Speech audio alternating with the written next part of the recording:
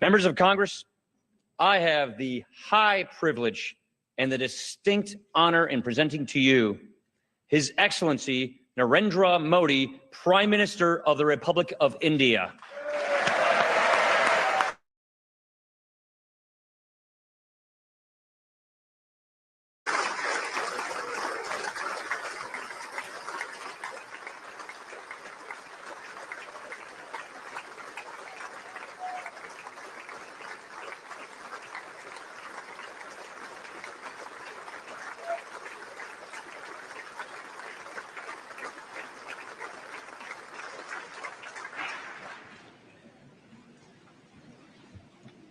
Mr. Speaker, Mr. Vice President, distinguished members of the U.S. Congress, ladies and gentlemen, I'm deeply honored by the invitation to address this joint meeting of the U.S. Congress. Thank you, Mr. Speaker, for opening the doors of this magnificent Capitol.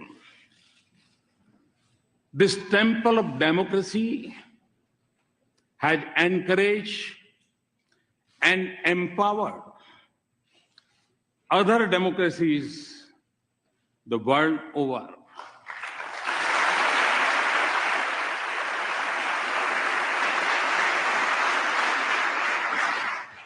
It manifests the spirit of this great nation, which is, in Abraham Lincoln's words, was conceived in liberty and dedicated to the proposition that all men are created equal.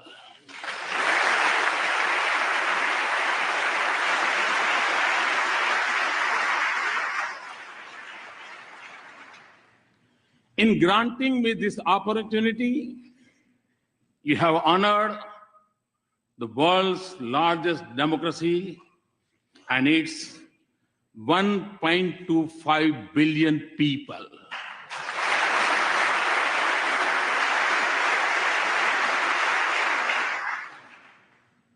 As a representative of world's largest democracy, it is indeed a privilege to speak to the leaders of its oldest.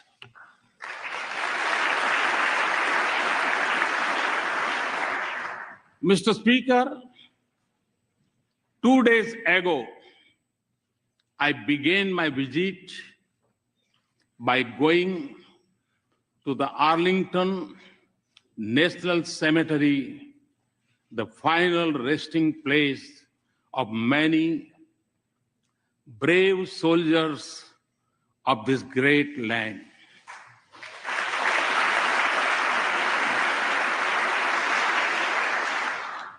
I honored their courage and sacrifice for the ideals of freedom and democracy. It was also the 72nd anniversary of the D-Day. On that day, thousands from this great country fought to protect the torch of liberty.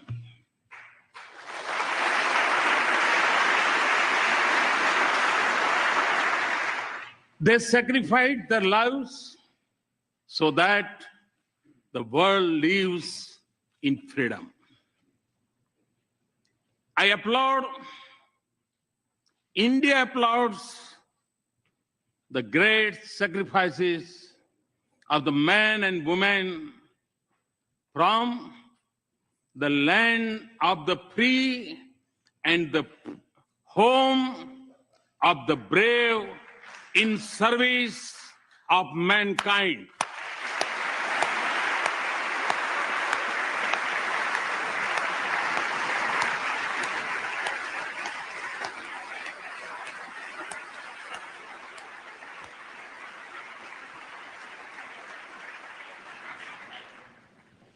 India knows what this means because our soldiers have fallen in distant battlefields for the same ideals. That is why the threads of freedom and liberty from a strong bond between our two democracies. Mr. Speaker, our nations may have been shaped by diverse histories, cultures, and faiths. Yet, our belief in democracy for our nations and liberty for our countrymen is common. The idea that all citizens are created equal is a central pillar of the American Constitution. Our founding fathers too shared the same belief and sought individual liberty for every citizen of India.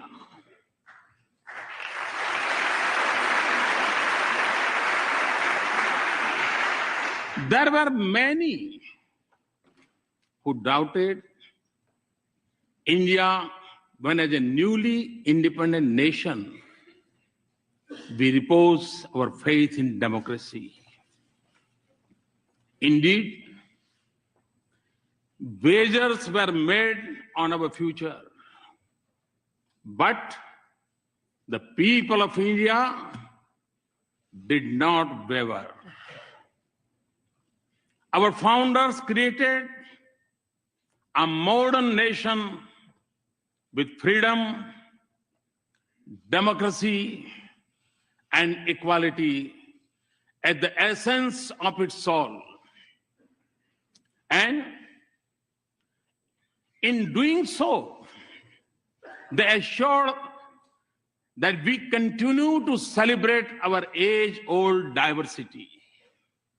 Today, across its individuals and institutions, in its villages and cities, in its streets and states, are anchored in equal respect for all faiths and in the melody of hundreds of its languages and dialects. India lives as one. India grows as one. India celebrates as one.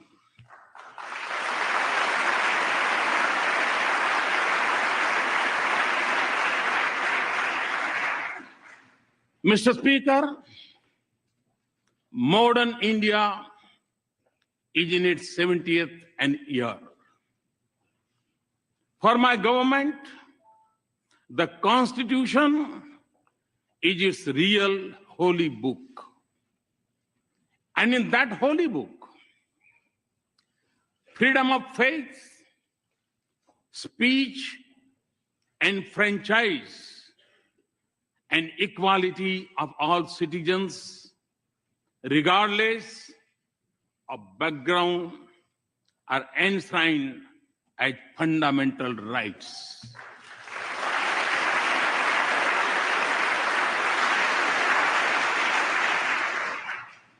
$800 million of my countrymen may exercise the freedom of franchise once every 5 years. But all the 1.25 billion of our citizens have freedom from fear, a freedom they exercise every moment of their lives.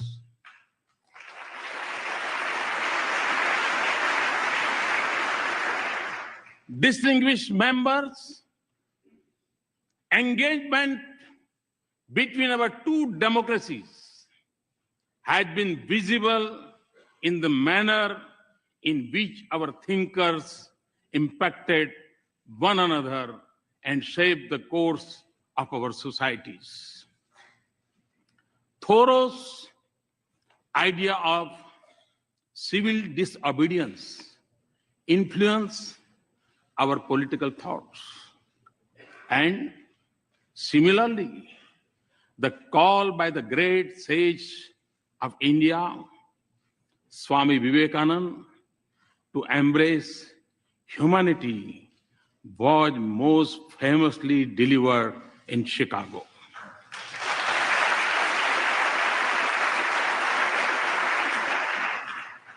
Gandhi's non-violence inspired the heroism of Martin Luther King.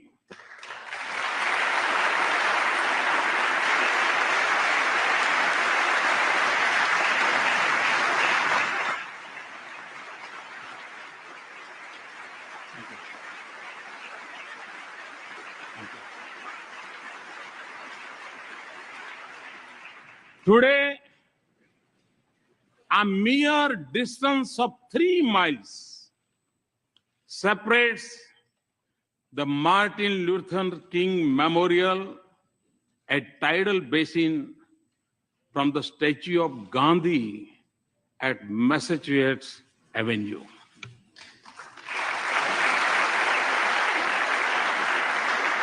This proximity of the memorials in Washington mirrors the closeness of ideals and value they believe in. The genius of Dr. Bhimrao Babasaheb Ambedkar was nurtured in the years he spent at the Columbia University a century ago.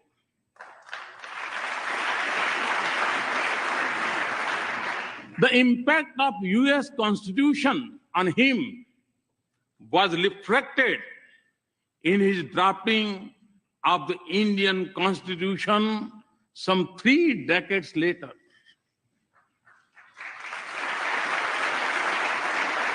Our independence was ignited by the same idealism that fueled your struggle for freedom.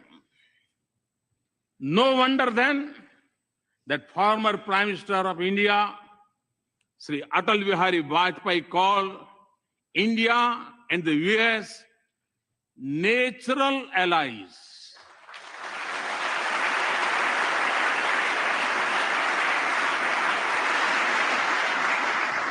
No wonder that the shared ideals and common philosophy of freedom shape the bedrock of our ties. No wonder then that President Obama has called our ties the defining partnership of the 21st century.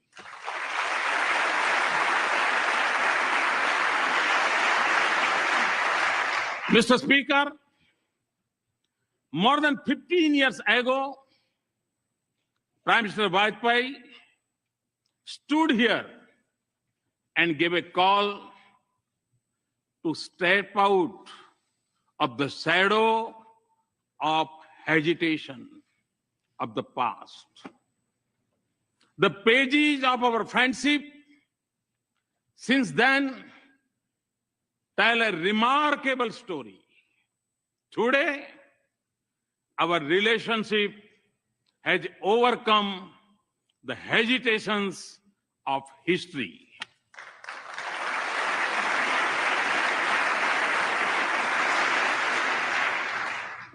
Comfort, candor, and convergence define our conversations. Through the cycle of elections and transitions of administration, the intensity of our engagements has only grown. And in this exciting journey, the US Congress has acted as its compass. You have helped us turn barriers into bridges of partnership.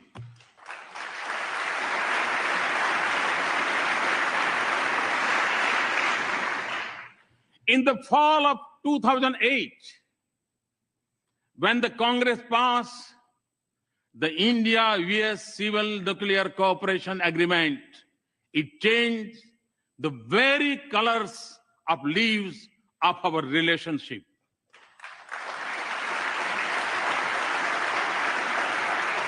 We thank you for being there when the partnership needed you the most.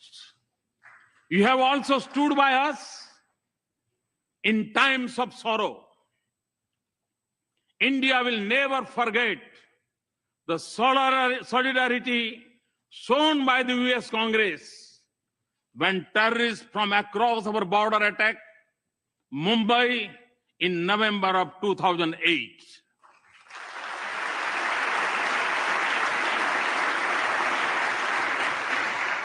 And for this, we are grateful. Mr. Speaker, I'm informed that the working of the US Congress is harmonious.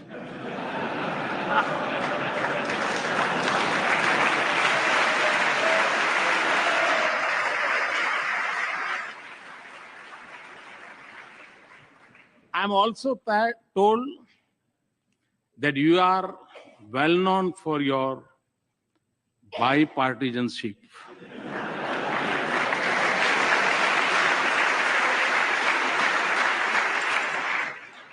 Well, you are not alone. Time and again, I have also witnessed a similar spirit in the Indian Parliament.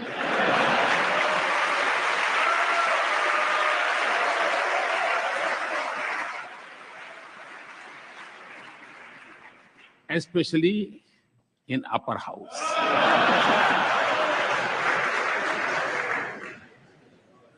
So, as you can see, we have many shared practices. Mr. Speaker, as this country knows well, every journey has its pioneers.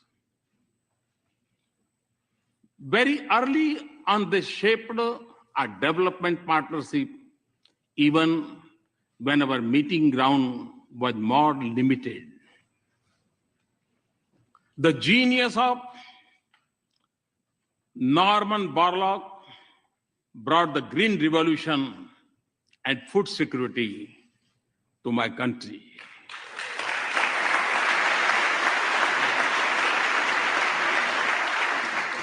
The excellence of American universities nurtured institutions of technology and management in India.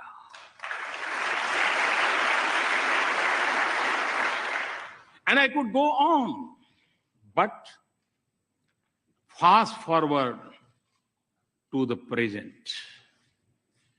The embrace of our partnership extends to the totality of human endeavor. From the depths of the oceans to the vastness of the space. Our science and technology collaboration continues to help us in cracking the age-old problems in the fields of public health, education, food, and agriculture. Ties of commerce and investment are flourishing. We trade more with the US than with any other nation.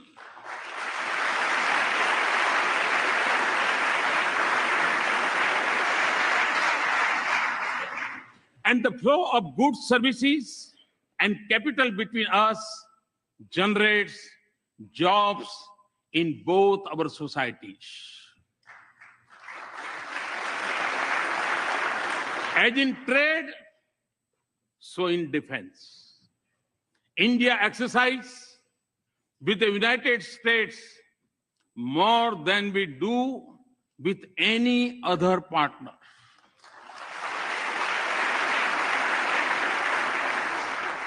Defense purchases have moved from almost zero to $10 billion in less than a decade.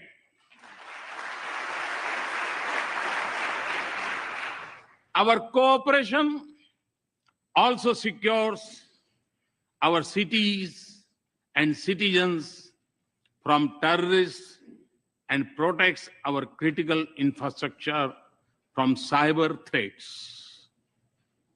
Civil nuclear cooperation, as I told President Obama yesterday, is a reality. Mr. Speaker, our people-to-people links are strong, and there is a close cultural connect between our societies. Siri, you are familiar with the Siri. Siri tells us that India's ancient heritage of yoga has over 30 million practitioners in the US.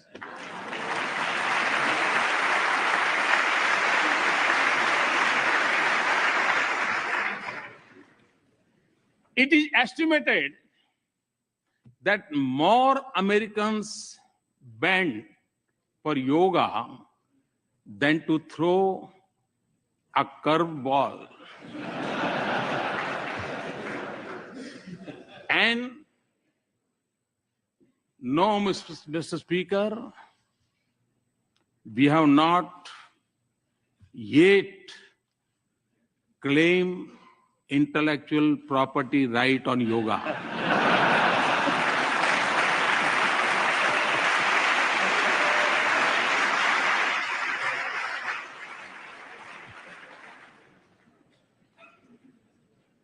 Connecting our two nations is also a unique and dynamic bridge of 3 million Indian Americans.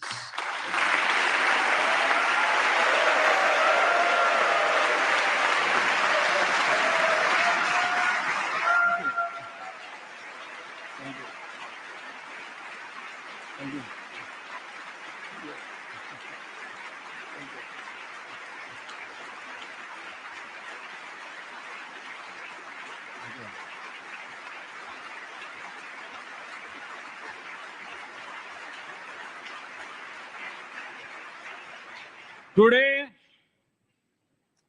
they are among your best CEOs, academics, astronauts, scientists, economists, doctors, even spelling bee champions.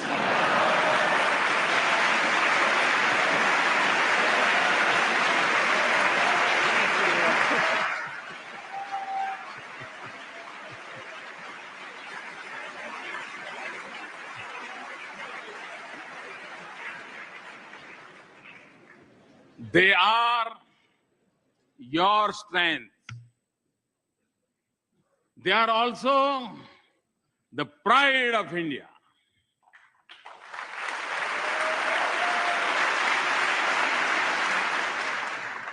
They symbolize the best of both our societies. Mr. Speaker, my understanding of your great country began long before I entered public office. Long before assuming office, I traveled coast to coast, covering more than 25 states of America.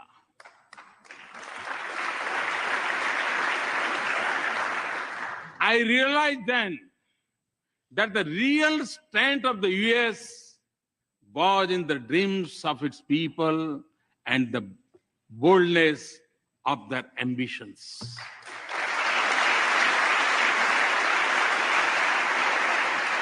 Today, Mr. Speaker, a similar spirit animates India.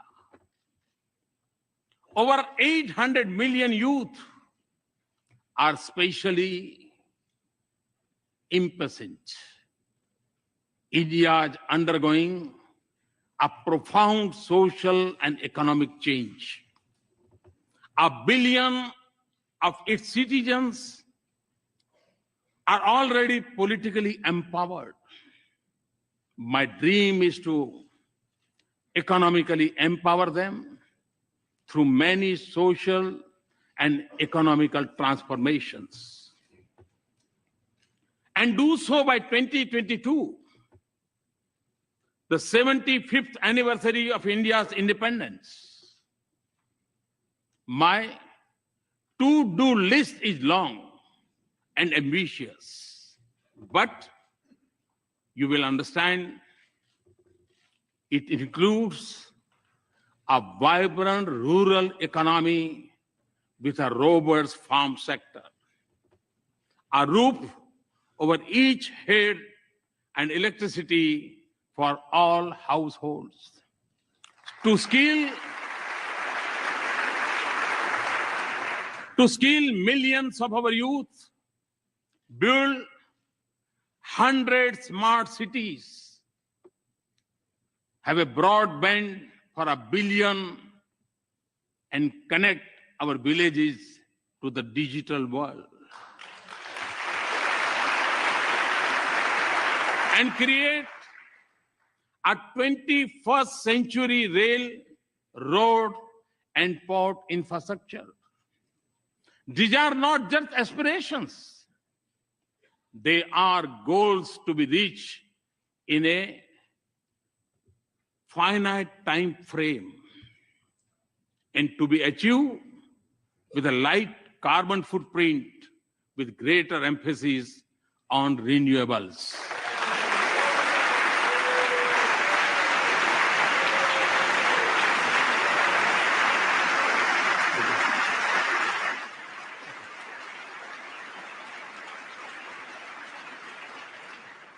Mr. Speaker, in every sector of India's forward march, I see the US as an indispensable partner.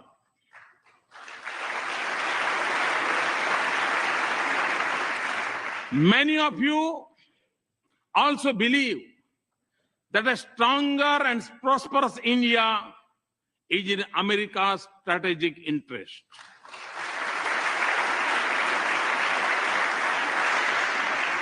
Let us work together to convert shared ideals into practical cooperation. There can be no doubt that in advancing this relationship, both nations stand to gain as the US businesses search for new areas of economic growth, markets for their goods, a pool of skilled resources, and a global locations to produce and manufacture. India could be their ideal partner.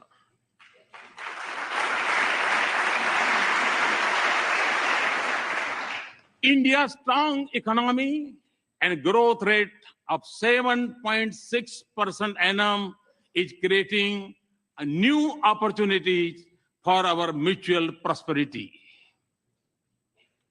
Transformative American technologies in India and growing investment by Indian companies in the United States Both have a positive impact on the lives of our citizens. Today, for the global research and development centers, India is the destination of choice for the US companies. Looking eastward from India across the Pacific, the innovation strength of our two countries comes together in California.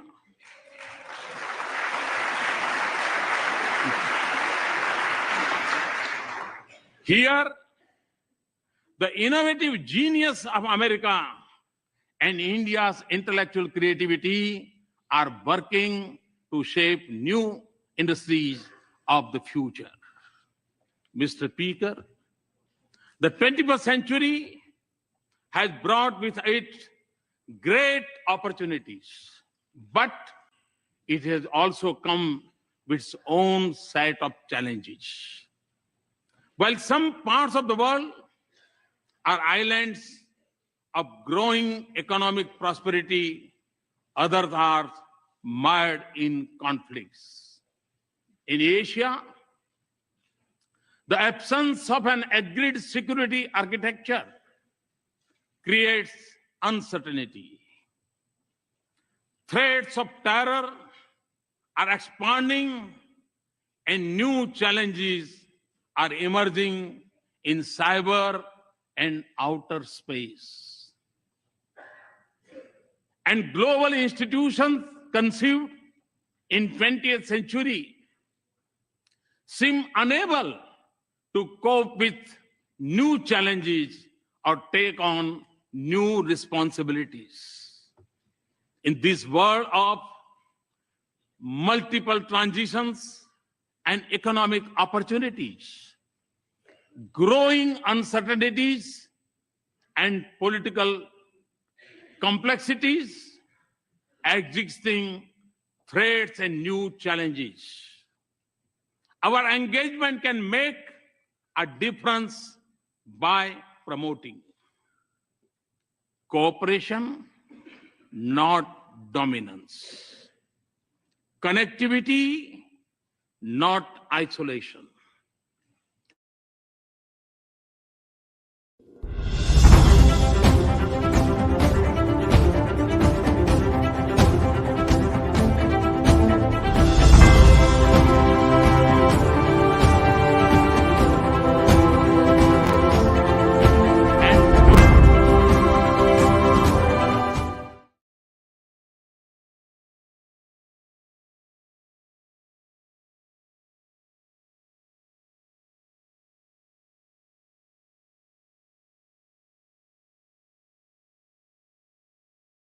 Dominance, connectivity, not isolation, inclusive, not exclusive mechanisms, respect for global commons, and above all, for international rules and norms.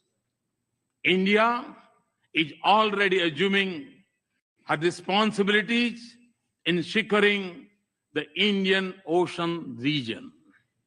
A strong India-US partnership can anchor peace, prosperity, and stability from Asia to Africa and from Indian Ocean to the Pacific.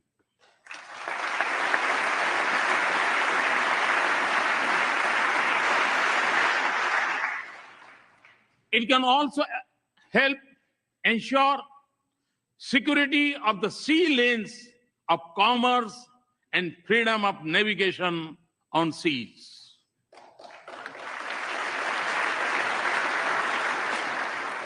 But the effectiveness of our cooperation would increase if international institutions frame with the mindset of the 20th century, where they reflect the realistic of today. Mr. Speaker, before arriving in Washington, D.C., I had visited Herat in western Afghanistan to inaugurate Afghan-India Friendship Dam built with Indian assistance.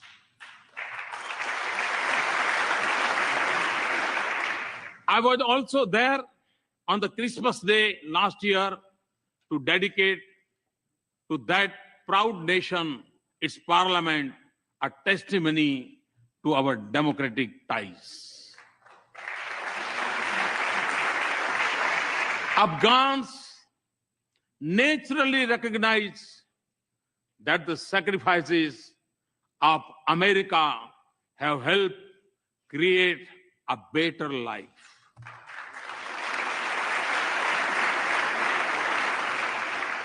But your contribution in keeping the region safe and secure is deeply appreciated by even beyond. And India too has made an enormous contribution and sacrifices to support our friendship with Afghan people. A commitment to rebuild a peaceful and stable and prosperous Afghanistan is our shared objective. 8 distinguished members, not just in Afghanistan, but elsewhere in South Asia and globally, terrorism remains the biggest threat. In the territory stretching from west of India's border up to Africa, it may go by different names, from Lashkar-e-Taiba to Taliban to ISIS, but its philosophy is common, of hate, murder, and violence. Although it is a shadow spreading across the world, it is incubated in India's neighborhood. I commend the members of the US Congress for sending a clear message to those who preach and practice terrorism for political gains.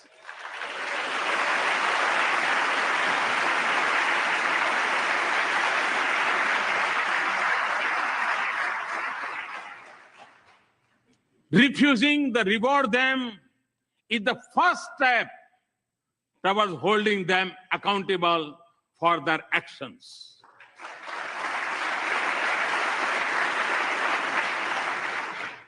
The fight against terrorism has to be fought at many levels, and the traditional tools of military intelligence or diplomacy alone would not be able to win this fight.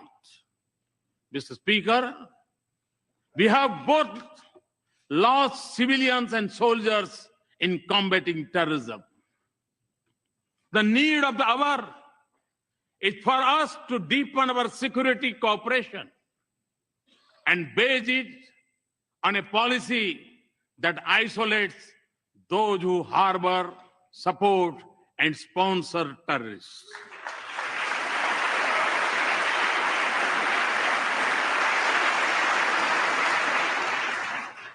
That does not distinguish between good and bad terrorists, and that delinks religion from terrorism.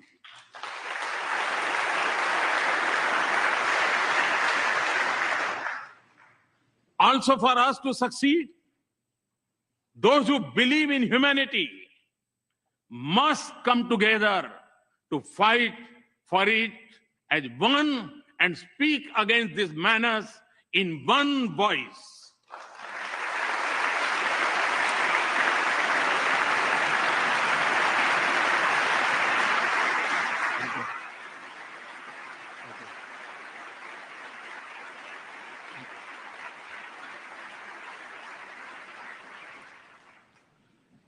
Terrorism must be delegitimized. Mr. Speaker, the benefits of our partnership extend not just to the nations and regions that need it most. On our own, and by combating our capacities, we are also responding to other global challenges, including when disaster strikes and where humanitarian relief is needed. Far from our shore, we have evacuated thousands from Yemen, Americans and Indians and others. Nearer home, we have the first responders during Nepal's earthquake, in the Maldives, water crisis, and most recently during landslide in Sri Lanka.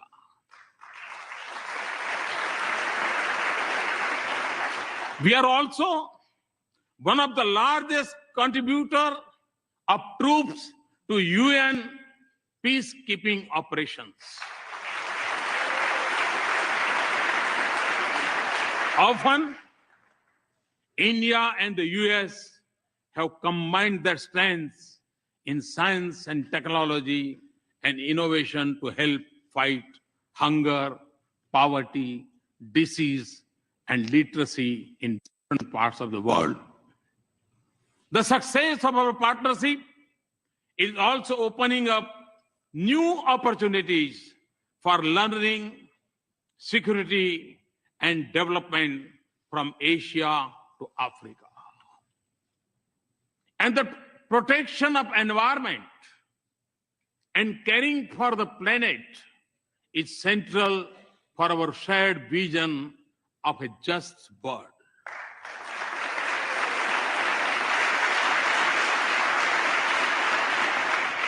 For us in India, to live in harmony with Mother Earth is a part of our ancient belief.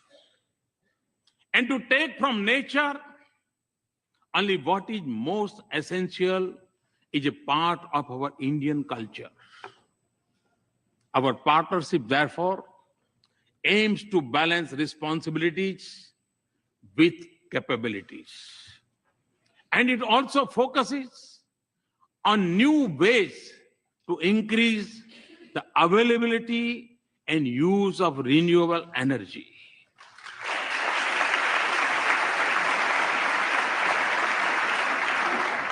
A strong US support for our initiative to form an international solar alliance is one such effort. We are working together not just for better future for ourselves, but for the whole world. This has also been the goal of our efforts in G20, East Asia Summit, and climate change summits.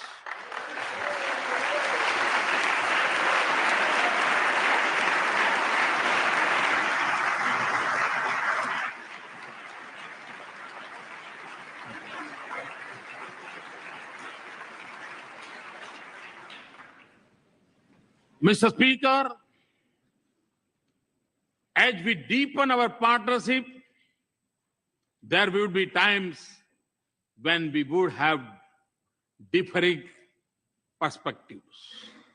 But since our interests and concerns converge, the autonomy in decision-making and diversity in our perspectives can only add values to our partnership. So, as we embark on a new journey and seek new goals, let us focus not just on matters routine, but also transformation, all ideas. Ideas which can focus not just on creating wealth, but also creating value for our societies.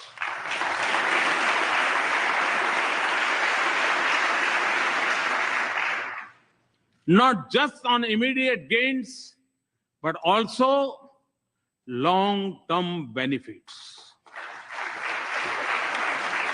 Not just on sharing best practices, but also shaping partnerships, and not just on building a bright future for our people, but in being a bridge to a more united, human, and prosperous world.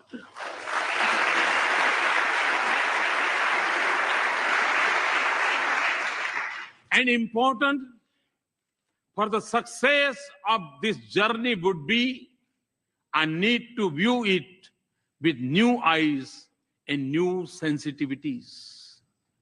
When do this, we will realize the full promise of this extraordinary relationship.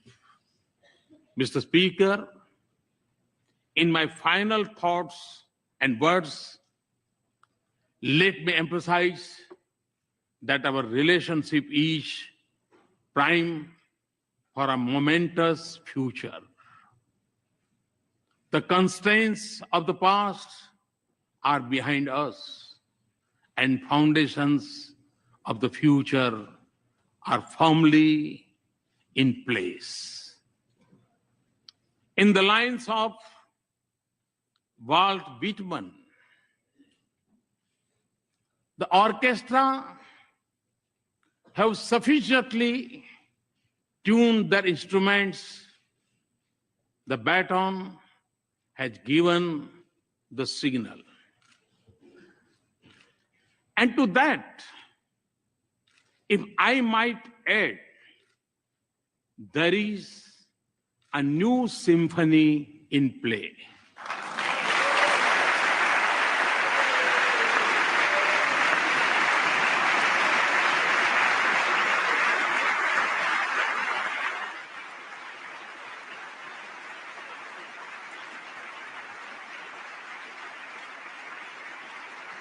Thank you, Mr. Speaker and Mr. Vice President, distinguished members, for this honor.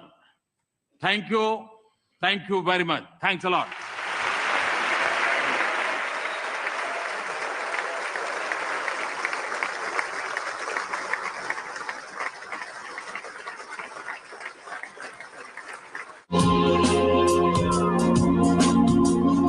Были и сложности в российско-грузинских отношениях.